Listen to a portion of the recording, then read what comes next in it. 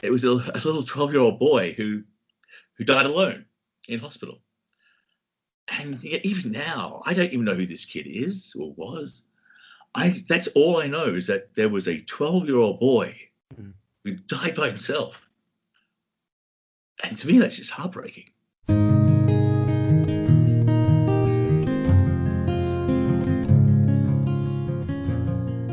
How does a person react having to give bad news day after day, even hour after hour? When COVID-19 news is what's being talked about around the clock for months, how does that affect a news correspondent? What feelings are evoked when doing stories about COVID-19? Welcome to Bereaved But Still Me, formerly known as Heart to Heart with Michael, a program for the bereaved community. Our purpose is to empower members of our community. And our guest today is John Vause, a multi-award-winning journalist for CNN International. John started out as a reporter in Australia, and after a stint in Los Angeles as a correspondent, decided to stay in the U.S. For the past 20 years, John has been a reporter and anchor with CNN. He's covered 9/11 from New York, was in Kabul for the fall of the Taliban, was a unilateral reporter for the Iraq War, a Jerusalem correspondent for 3 years, and Beijing correspondent for 4 years. In 2010, he was ready for a change and returned to Atlanta for a new role as anchor. And for more than a decade, he's fronted CNN International's overnight programs from the U.S., which are targeted at European morning viewers. He currently co-anchors CNN Newsroom from 12 to 2 a.m. Eastern Time on CNN International. On this program, The Trauma and Grief of Being a Reporter, I'll be talking with John about some of the stories he's covered over the decades as a news correspondent. He'll share his experiences with COVID-19, and we'll also discuss how news correspondents deal with post-traumatic stress disorder and grief. John, thank you so much for joining us on Bereaved But Still Me. A pleasure to be here, Michael. Thank you. Let's start with you telling us about how you became a news correspondent in the first place. It's because I was a terrible lawyer. Well, I actually didn't quite get to being a lawyer. I was a terrible law student, perhaps would be a better way of saying it. In Australia, they have a system where you can work part-time at a law firm and you do articles, which basically means it's a 6-year thing. You study part-time, you are articled to a master, you get paid an atrociously appalling amount of money, and I wasn't particularly good at it anyway. And to earn extra money, I worked as a sports reporter on the weekends for the local TV station, North Queensland Television at the time, doesn't exist anymore. The locals call it Not Quite TV, but it did the job, did the trick, got me the experience that I needed. And after, it's a long story, but on a Friday afternoon, I actually damaged one of the senior partner's car because I parked it incorrectly. And I went upstairs and I said, Mr. Cleary, I'm terribly sorry, but I scratched your car and I quit. I packed up and headed to Canberra from Townsville, which is about 3,000 miles south. And the rest is history. Look at me now. That was like 1990, so 30 years ago. I don't know of any better way to quit than scratching the boss's car first. It was a lot more than a scratch, too. I felt very Congratulations, you win. I thought I've had a few good ones, but you won. It was my best and last, I think, of good exits like that. I'm glad you're still with CNN. One of the things that we don't really think about much is that people covering the big stories can themselves be affected personally by what they cover. What are some of the big stories you've covered, and what's had the biggest impact on you? I guess the important thing here is to make the point that we are volunteers, like journalists, cameramen, anchors, everybody who covers the news, we volunteer to do this, right? It's like no one forces us to go and do it. So this is on us. So I think people often find that, reporters whining about, their suffering or whatever they've been through. I think a lot of people find that sometimes maybe a little bit hard to swallow because a lot of people don't like the media, and I can understand that. And I want to say the point that we volunteer to do this, but at the same time, we are also affected in a major way, often by what we see and what we do. For me, I've covered wars in Israel. I've covered the ongoing terror attacks in Jerusalem and Israel during the Intifada, bus bombings. I've been to school shootings in the US. Natural disasters, Haiti earthquake, the Szechuan earthquake, and they've all had terrible moments for me. The singular one event, which I will never forget and is still with me, a lot of them are, but this one in particular, is Sandy Hook. And it was just inexplicable to understand how it was just beyond comprehension to see how that could happen. These little kids, 20 kids, just in grade 1 and 2, just the bodies were cut to pieces with wounds they sustained from the automatic weapons fire. And the teachers that were killed, and just seeing those parents grieving before the holidays in this sort of Norman Rockwell style town that, it was so shattered by all of this. And then what followed, the sheer helplessness to get any kind of meaningful change moved through Congress to make, to do something about this violence at schools. It was just so devastating on so many different levels. And the people from Sandy Hook that mobilized afterwards and have continued to campaign for something that they truly believe in for real change has been the upside of the story. Has been inspiring, but the way it began was just heartbreaking. This is a job that nobody forced you to do. Do you think maybe it attracts a certain kind of person? Do you think people think that being a war correspondent has some kind of glamour, and then they find out it's not really glamorous? I was about to say that if they think it's glamorous or exciting or whatever, most soon learn that it is not. I am a coward. I have no desire to go and be shot at. I don't like being in danger. I don't like being scared. But I remember when, at the height of the Iraq War, I'd been a unilateral reporter at the very beginning, which basically meant we were not embedded. So we were roaming around the countryside with just me and a security team and my producer and cameraman. And it was, from a reporting point of view, I hate to say it was great, but it was a great experience in the sense that we reported on stories that, I don't think you could ever do again. And the freedom we had to do that was fantastic. I did that for 6 months. And then a couple of years later, when things got really bad, they asked me to go back and do a rotation. And I said, sure, I'll go. But I will go from the airport to the bureau, which was heavily fortified. I will stay there for my rotation. And unless it's huge, I'm not leaving that bureau for 6 weeks. And then I'm going back to the airport because I just don't want to die. And I don't think that's cowardice, by the way. I think that's just smart. Well, some people may see it as being cowardice. I think it's smart because I'm still here. And I know that there were reporters who were going out and covering stories at that time, reporters from France and from Italy, who ended up in orange jumpsuits and had their heads cut off. And that's what happens, if you don't take this seriously. And it is scary. It is terrifying. Does the constant coverage of stories like that take their toll on a reporter's mental health? And have you been afflicted yourself with post-traumatic stress disorder? And is this something that maybe is much more common amongst journalists, but we don't hear about it? Yeah, and look, for a very long time, I grew up in this environment as a reporter in Australia, and I did the Port Arthur massacre. This was my first big mass shooting that I ever did. At the time, it was the world's worst mass shooting. 35 people were killed by a guy called Martin Bryant. He hunted 2 little girls down, shot and killed them. He locked their father in the trunk of a car and set it on fire. I mean, it was at Port Arthur in Tasmania. I remember seeing the 35 bodies lined up under blue tarpaulin, under blue tarps.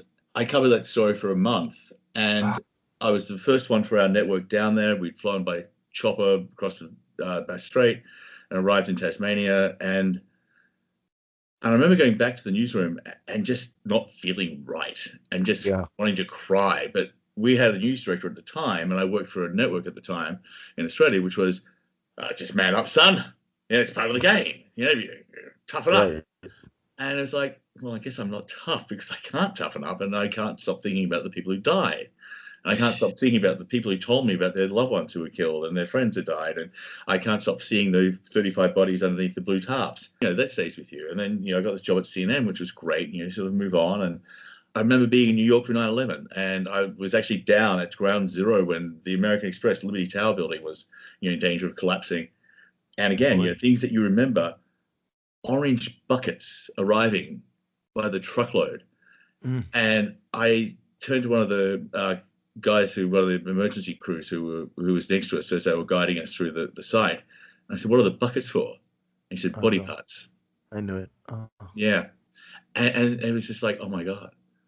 And that's the end for these people. And again, you just think about each one of those buckets is a body or a person, and that's a family, and that's a life. And worse, pieces of somebody or part of somebody. Yeah, if you're lucky, Oh man. And so that's you take that with you, and then Jerusalem was a really tough gig for a while. I mean, I remember, I think there was like 6 or 7 suicide bombings in 1 month.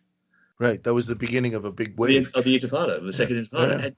And unless you've lived through it, you don't know what that's like. You can guess and you can try and you can be sympathetic and empathetic and all the rest of it. But you don't know what that's like unless you're living there. I lived through it. John, I was living there and I am living there, but I didn't see it up close. I had this tremendous, I don't know what, streak of luck that a lot of these things went off the day after I had been like right there. Right. It's terrifying. But you saw Netanya from the inside. You were at Netanya. Do you want to talk about that? For some reason, we were the first cruise there, and others had taken a long time to follow. And we managed to actually get inside the ballroom where this happened, because it was a Seder meal for Passover, if people remember this. And it was at that seaside hotel in Netanya. And we were actually doing live shots walking through this ballroom. But what had happened is, because of the force of the explosion, it set off the fire alarms. So the room had flooded to an extent. And so basically we were sloshing around a mixture of water and blood and brains and flesh and everything that was that was left over from the suicide bombing. There were bits of people's skulls still embedded in the ceiling above us. That was all was left of it. And what had happened, and this is what happens in television, is that the producers in New York and DC, they saw the live shot that we had done for one of the early morning shows, and the producers, and don't take this the wrong way, it's just how we talk, they're like, Right. that's great TV. I'm like, well, Right, no, it's right. not great TV, it's horrendous, but I know what you mean. Let's do it again. And so I had to do this thing over and over and over again, walking through the blood, and like just every hour, almost nonstop. And you kind of leave that thinking, what the hell am I doing? Exactly. What that live shot did with Netanya is that it actually, for the first time, on live television, showed the world exactly what the end result of these suicide bombings actually is. Look at this devastation. Look at this body parts. Look at what happened here. These were people who were sitting down to a Seder meal, meant to be a happy moment, and this is how they ended their lives. I mean, and that in many ways is a great thing to show the world, the end result of what terror attacks are all about. And maybe, we can start doing something about it. Because if you don't know about it, you don't feel it, you don't know it, you won't do anything. But that's kind of how I justify a lot of the stuff that I've done over the times, and to give it sort of meaning.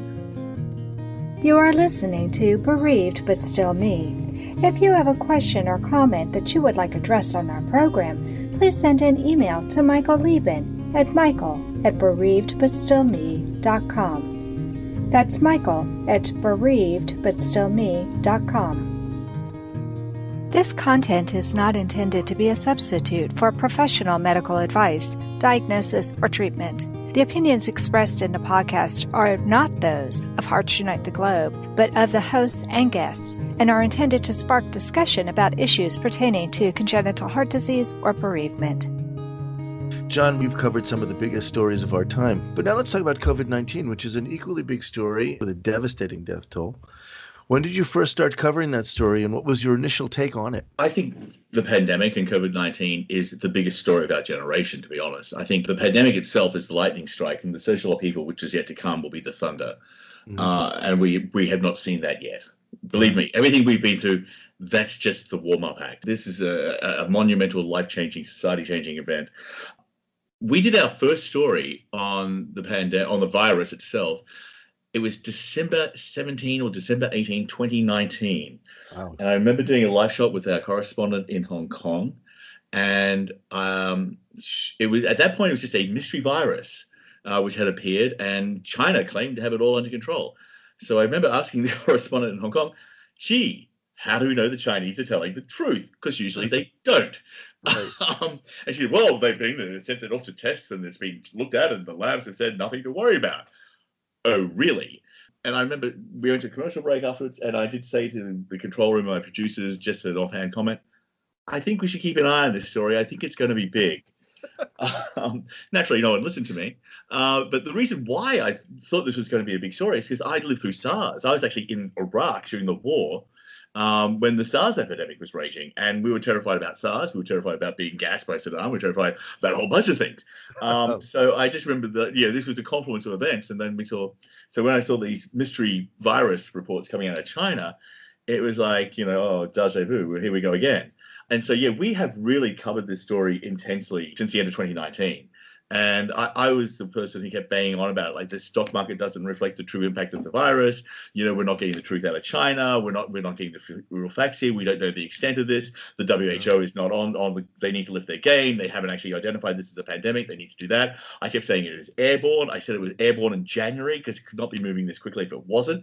A whole bunch of things that have since borne out to be correct. I got a whole bunch of stuff wrong too. But the one consistent horrible thing about this pandemic, it just goes from country to country to country, and death toll just goes through the roof. And, for a while there, it was the US, and it's been Brazil, and now we're at India. And the next thing will be all those countries around India. There'll be Pakistan, Nepal, Sri Lanka. China won't be impacted, but these other smaller, less wealthy countries. I mean, if you think India's had a bad time with it, at least they have some kind of medical public health system in place. Countries like Nepal and Bhutan and Sri Lanka, they have public health care. There's no chance they're going to be able to cope with this virus. India produces more vaccines around the world than almost anybody. They don't have enough for themselves. And there's outrage in India right now because the Modi government continue to export vaccines to other countries.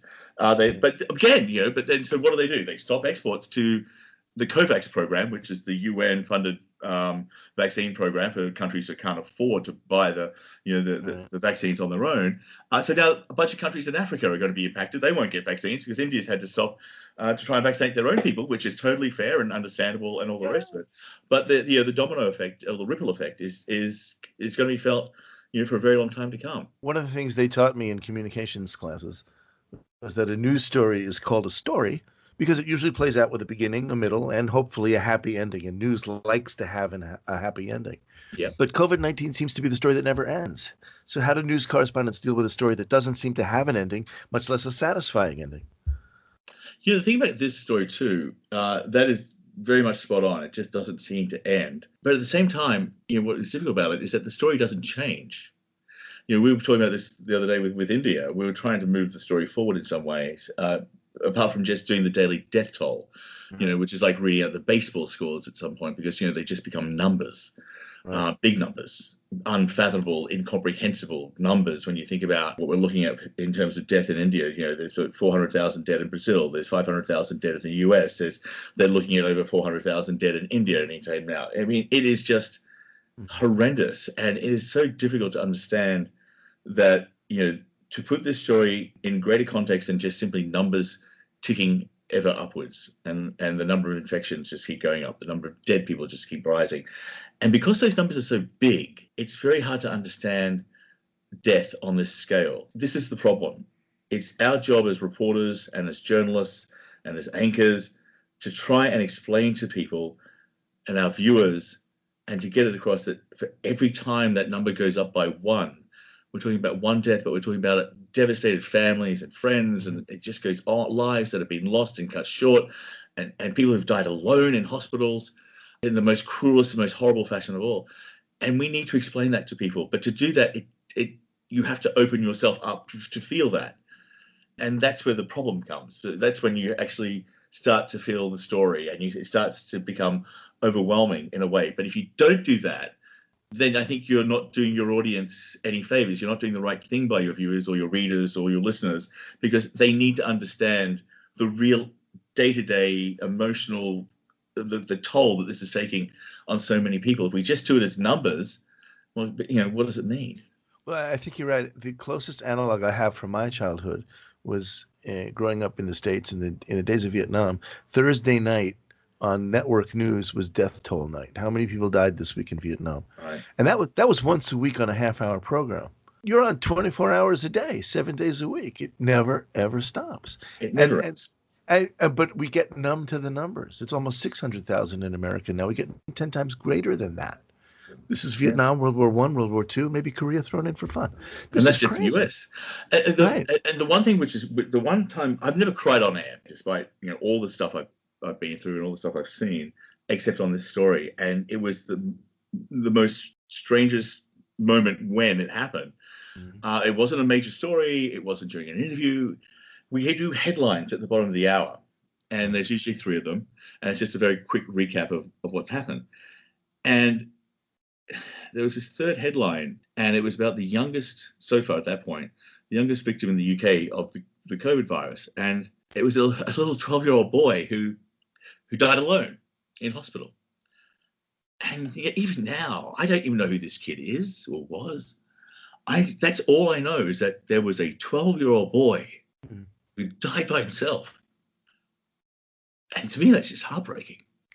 I think all of us are instantaneously humanized by the death of children. Yeah. It's something that we have come to think shouldn't happen. We should protect them, shouldn't we? I mean, that's our jobs. We should protect them and they should outlive us. That's how we feel about it. Basically, with the advent of better medicine, infant mortality is so low now that we expect our children to outlive us. This wasn't always the case. And so, in some sense, things like the pandemic or things like Sandy Hook or things like war throw us back into a state where, as humans, we haven't been for a century. When you're reading the news about people dying every day, when it's a child, it just hits you out of nowhere. Yeah, because we have one amazing great daughter. She's 17 now. She's an adult, but just the thought of anything happening to her, like it's happened to other kids, is just devastating. So I guess for you, you'd say that boy was the straw that broke your back. In many ways it was. And also what I think it was, and I've talked about this with my therapist, and yes, I go to a therapist and I have been doing therapy, and I'm quite proud of the fact that I do therapy, because I think that, if you don't get help when you need it, then you're a fool.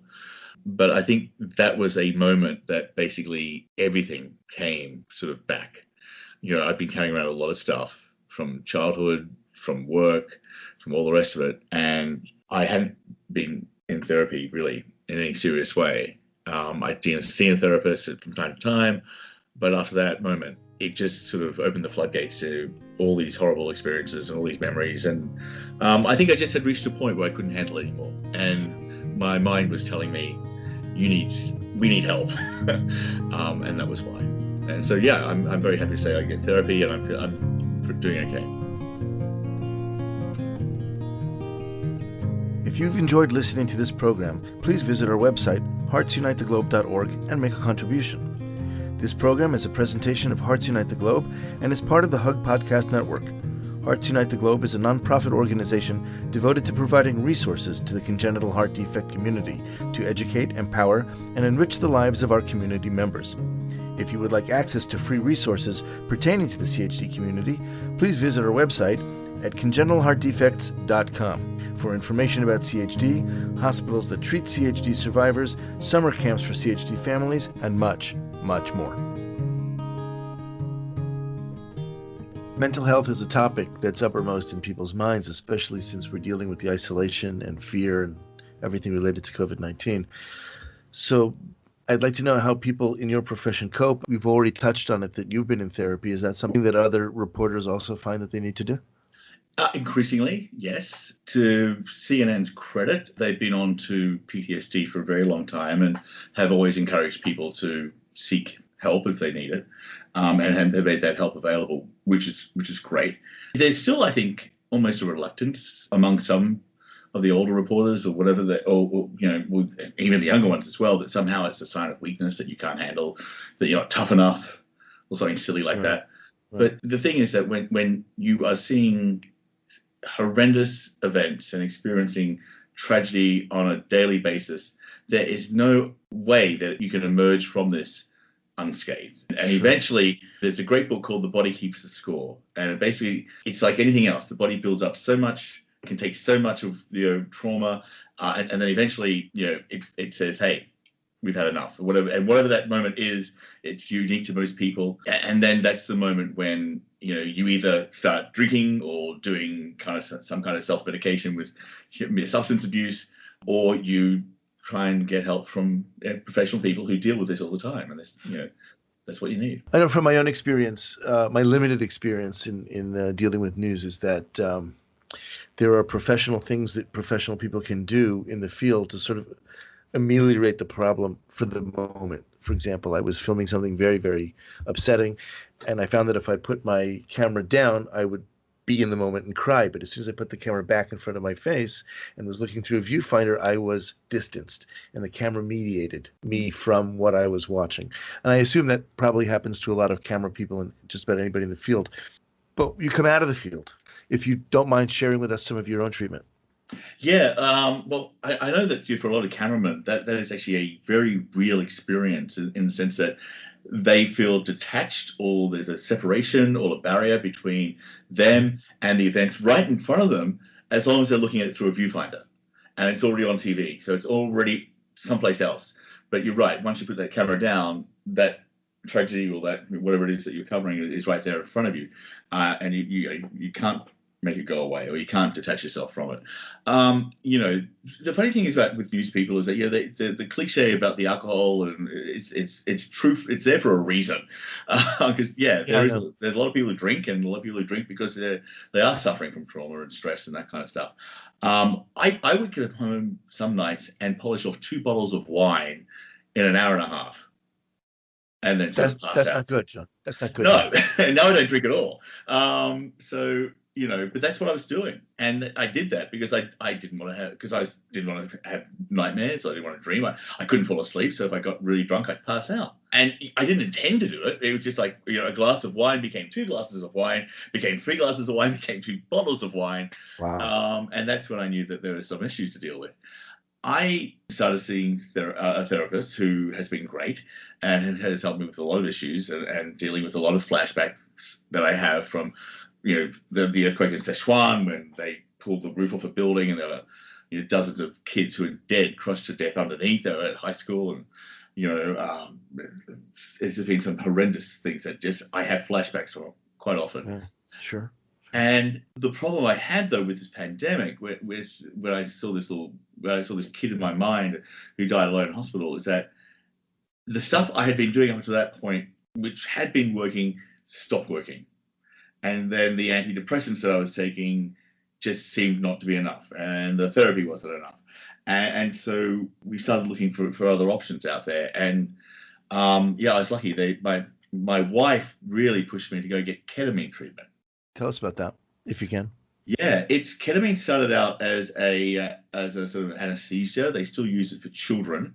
But it kind of was abandoned there for a while and started being used as a horse tranquilizer. In the late 90s and the early 2000s, it started emerging on the party scene as a party drug because it's a psychedelic hallucinogen. Apparently they call it a CK, cocaine and ketamine. Basically, I went and I would get injected with ketamine, which would sort of free your mind it would detach you from what you've been going through and your patterns of behavior that you had fallen into, so that you could look at everything from a different perspective. Mm-hmm. And you have a therapy session beforehand. You go through this 1.5 hour, 2 hour long psychedelic experience with the ketamine. The following day, when your mind is open, you have intensive talk therapy. I did this with a group called Field Trip, who were amazing and wonderful. And I did this, and I got to tell you, it's been a life-changing moment. Wow. I'm very happy for you. Thank you. I'm nervous. Whenever we start talking about hallucinogens, I get nervous.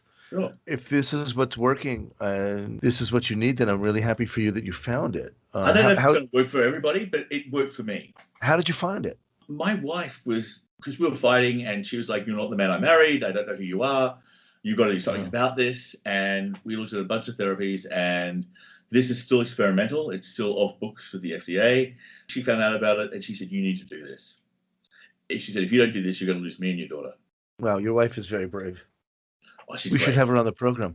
She's awesome. she's a fantastic person. Well, it sounds like it. She cares very much about you. Yeah, no, she's great. So, John, you have all these amazing experiences. Is there a book coming out anytime soon about the things that you've seen and done? I think the last thing the world needs now is another book by some kind of hack journalist saying. So the answer is no. For those of us who want to catch you, can they catch you in the States? Are you on there? We're on like Hulu Live. We're on DirecTV. Also, we're on Universe, which is also AT&T. 5 a.m. in London, 6 a.m. in Paris. Don't miss it. I want to go to Paris just to get up early and watch it. The great thing about CNNI is that it's very different to CNN in a way that we do this perspective of international news. So if anybody wants to know, in the US, anything about the world beyond their borders, tune in and have a look. And that concludes this episode of Bereaved But Still Me. And I want to thank John Vause for sharing his experiences with us. Please leave a review of our program on whatever platform you're using to hear this episode. I'll talk with you soon. And until then, please remember, moving forward is not moving away. Thank you for joining us. We hope you have felt supported in your grief journey. Bereaved But Still Me is a monthly podcast, and a new episode is released on the first Thursday of each month. You can hear our podcast anywhere you normally listen to podcasts at any time. Join us again next month for a brand new episode of Bereaved But Still Me.